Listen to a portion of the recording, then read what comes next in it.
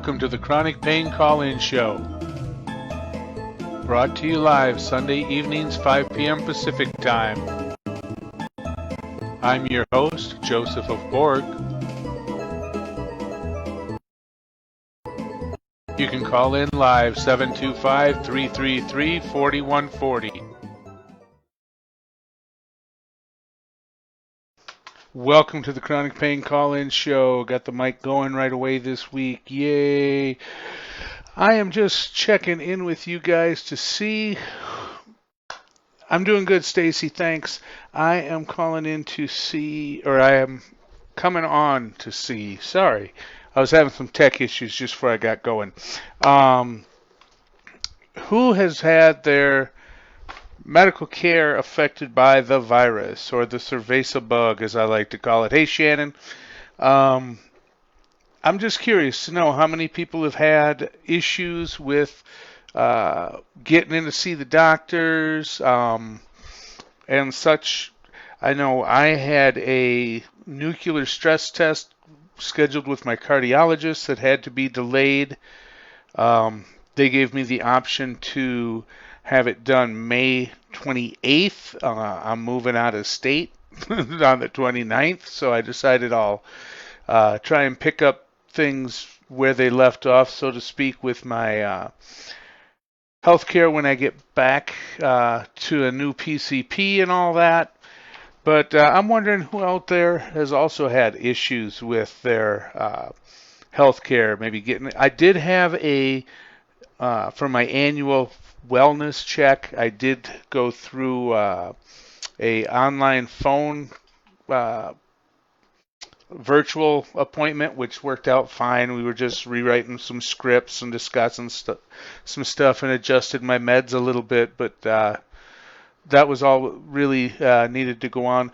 Also, if you want to chat about anything chronic pain related, you can call in live. The number is 725-333-4140. So, but yeah, I just thought I'd share my story as to how it's affected my healthcare and appointments. Other than that, everything's been pretty cool for me.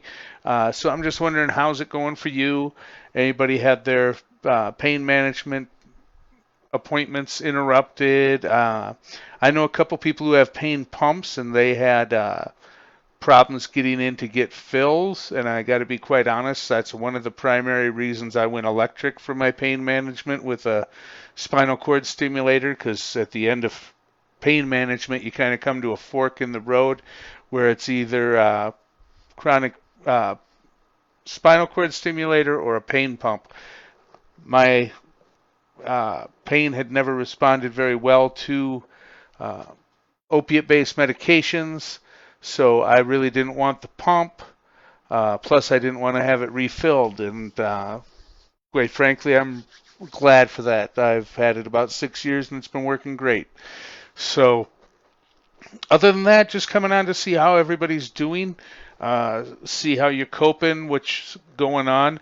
I want to mention that I also am doing a live video chat every Thursday evening at 5 o'clock Pacific time, so same time slot, over on my Facebook page called Surfing the Pain. A little before the meeting, I post the link just to chat, socialize, ask questions, visit. I know all of us are no strangers to the social distancing and confinement, and I figure that since we have the technology at our fingertips, we might as well use it to interact. All of us are pretty aware that isolation tends to breed depression, and depression can take us very bad places as chronic pain patients, so it can literally be a matter of life and death. So I figure, why not try and connect? Also, if you got some pain insomnia, or you don't use Zoom, or you're in a different time zone, and you would like to post a link to a video chat you want to host, feel free to post it on that page. I made that page some time ago. I used to upload videos on there. I haven't been using it much, so I just thought I'd throw it out there for anybody who would care to use it. I would make that resource available available to you to find other people who might want to join you in a chat. Stacy says her cousin needed heart surgery and they delayed it a month, canceling 2 times. Yeah, I don't have a political party, okay? I don't believe any of them. I don't think any of them have our best interests at heart. I think because I spent too much time on Native American reservations to ever trust the feds to take care of me. But yeah, I wonder when the ripple effect, if you will, from the shutdown will start causing as many problems and or deaths as the virus. If if you've ever read Stephen King's book The Stand, there's a chapter in there shortly after the virus starts to kill people. There's all we'll call them the secondary casualties. People who, one guy gets his leg scratched crossing a barbed wire fence, gets infected, no antibiotics, so he dies. Car crashes, people who do careless stuff, people who just have accidents that otherwise wouldn't have been a big deal. Obviously, this isn't The Stand. It's not that severe, but I do worry about reports of upcoming problems with the food chain. I'm a fat guy. I got to know the food's coming, okay? No pain management till October.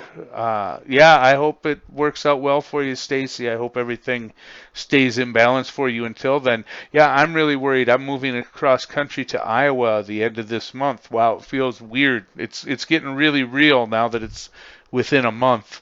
On another happy side note, we did find a place to rent. Mailed off a check today for a deposit for them to hang on to it for us. It looks like it will work out really well for us. If any of you are from Iowa, we are looking at ending up at least for the first year in the small town of Centerville while we explore where we want to retire.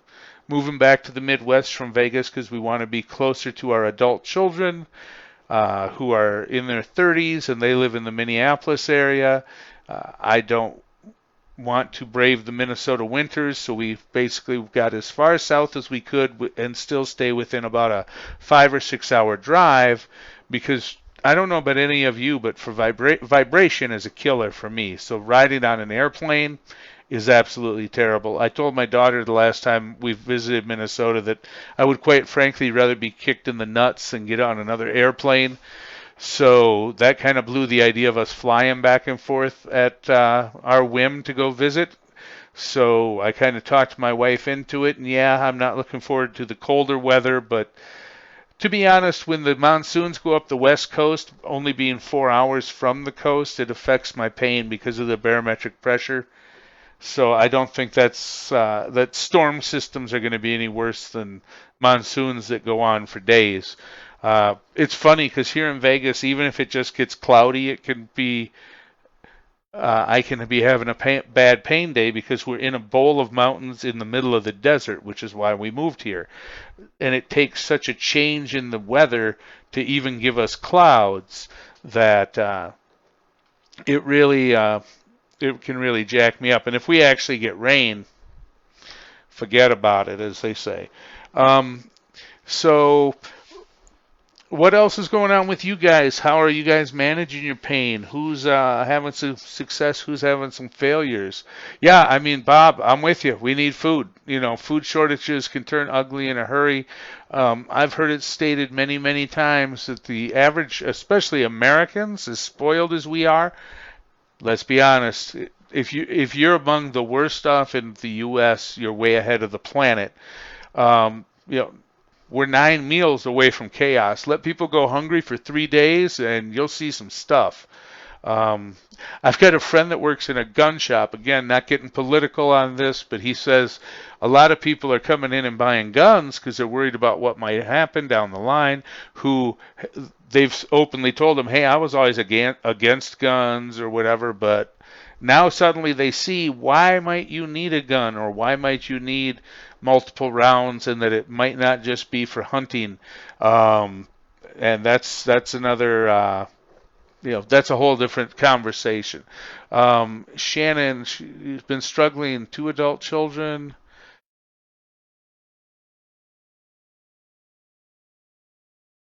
Yeah, I'll tell you, not to pick on your spouse and kids, but stress causes certain hormones. I can't think of the one off the top of my mind, but that can contribute to inflammation. So when you get inflammation, and basically, in a nutshell, stress can drive your pain, which can drive your stress, which drives your pain, and it can become a vicious cycle. It can become a spiral. Uh, Changing your programs 4 or 5 times a day, nothing's working. I don't know, Shannon, if you can change your frequency and your uh, spread or amperage or area of effect, whatever your manufacturer might call it, in addition to just changing the power. I know mine personally, I can change my frequency, my voltage, and my amperage, which are basically all three of the variables to electricity, so I can kind of tune mine in. Uh, yeah, the cold weather. Bob's laughing. I don't know what I said that's tickling Bob so good, but I'm glad to have you aboard, Bob. Bob happens to run a group for people with pain pumps. If Bob, if you want to type in the link to your Facebook group, if you're looking into pain pumps, he's got the group to go to. Uh, Naked and Afraid. Yeah.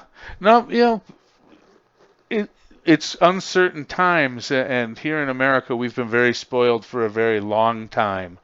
And again, I don't want to turn this into any kind of a political tirade, but I fear there may be a comeuppance, a chickens coming home to roost kind of thing in our not too distant future. I know my health doesn't allow me to really get off grid. Let's be honest; that ship has sailed for me. But one of the several reasons for moving back to the Midwest is I would like to be a little less dependent on having everything trucked into the Las Vegas Valley. I miss gardening. I mean, if you grow food, you're growing money, right? And the price of food doesn't seem to ever go down. Um, I also am old school. I spent some time growing up on farms where I really like to know who's producing my food and how. If I can talk to a farmer who raises pigs and either buy a pig in the spring and have him raise it for me for a price, or buy one from him in the fall or whatever. Same. I don't eat a lot of beef anymore, but you get the idea. I like to be closer to my food. I would like to be a little less dependent. Uh, Obviously, if you're going to be on well water and whatnot, that has its own set of problems. But yeah, I worry about things like that, and being on a limited income. Growing some veggies, growing some food, salad especially. My wife and I, in the attempt to eat relatively healthy, we plow through salad by the pound, and it's one of the most expensive things to buy by the pound. Uh, Bob's doctor changed his appointment 3 times for his pump. Yeah, I think I mentioned that. I don't know if you were in, Bob, that you were one of the people that came to mind who I believe you were waiting for a refill, and they were kind of dragging their feet. So, but yeah, back on topic a little bit. If you guys have a topic or a question that you want me to answer, feel free to leave it in the comments. Um, I do have the phone line open. I don't often get calls, but I feel it's a nice option to have available. I know I have fine motor skills problems, so typing is not uh, always easy for me. Um, I also decided to do videos versus just a podcast, because if you just want to listen, you can always just listen.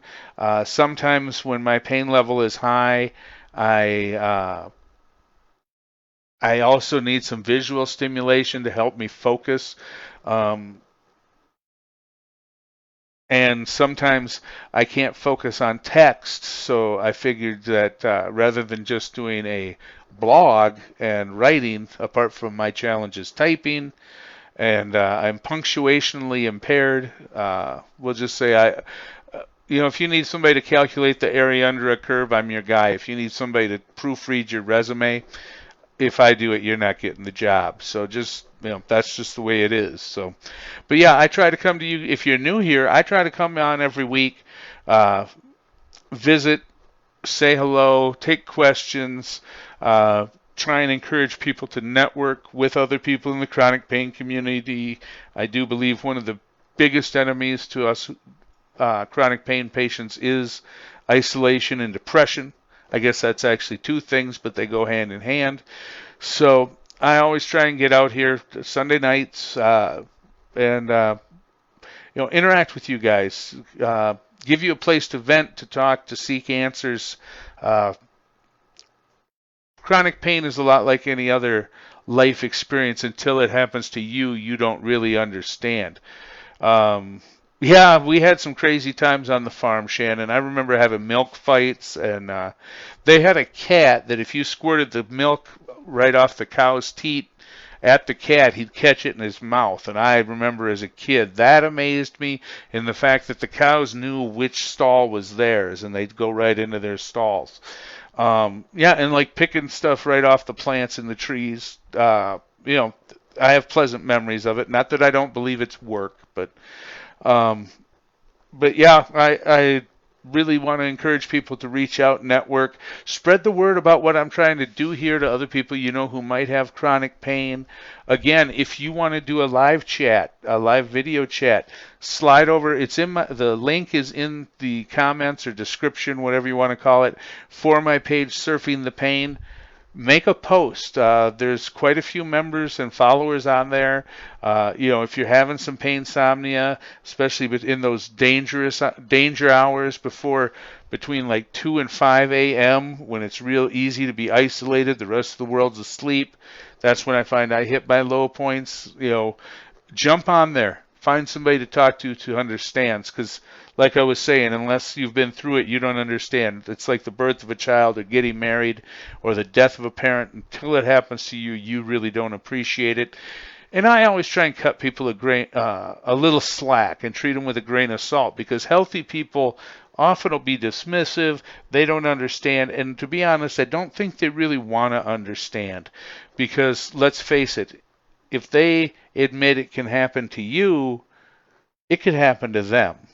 And most people live in their bubble of delusion. They want to believe they have control and a certain level of safety and insulation from bad stuff happening, whether it's through their job or their bank account balance or whatever. So with that, I feel like I've rambled about enough with all the packing and getting ready to move, most of which my lovely wife is doing. I just haven't had the time to really come up with a great topic. I just don't know where to go right now in these uncertain times or what to chat on. So, and I see Bob has posted the link to his Facebook group. Like I said, if you've got interest in a pain pump or you've got a pain pump, that's the place to go. I was looking into one. I joined several groups, and I think his stands head and shoulders above the rest. So. With that, folks, I'm going to back out of here. I know I'm going to go work on putting together some dinner, the wife and I. She's my sous chef these days. She helps me with my cooking and stuff. So, with that...